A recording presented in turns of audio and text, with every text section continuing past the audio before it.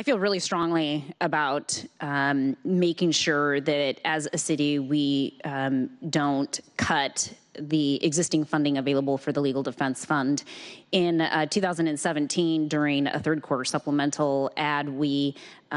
were able to work with the city budget office to identify $1 million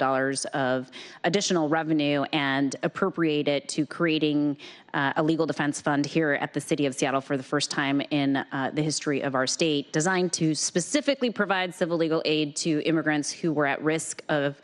removal proceedings and deportation. This was done in part as a response to extreme amounts of concern being expressed by our undocumented brothers and sisters in this city who both live and work here in the aftermath of the election of 2016, where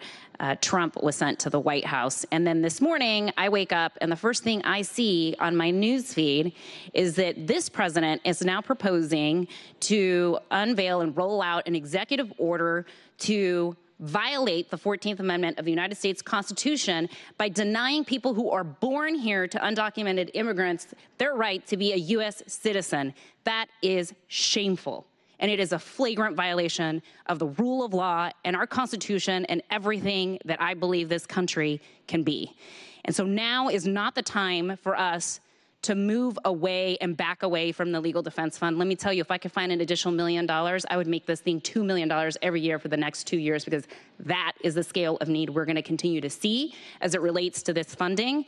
And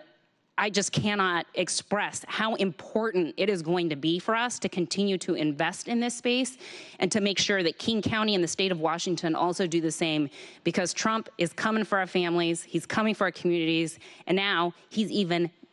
putting himself out there to incite his white nationalist base to rip away our natural born rights when we are born to immigrants in this country. It is shameful, and I hope that I can have and count on your support.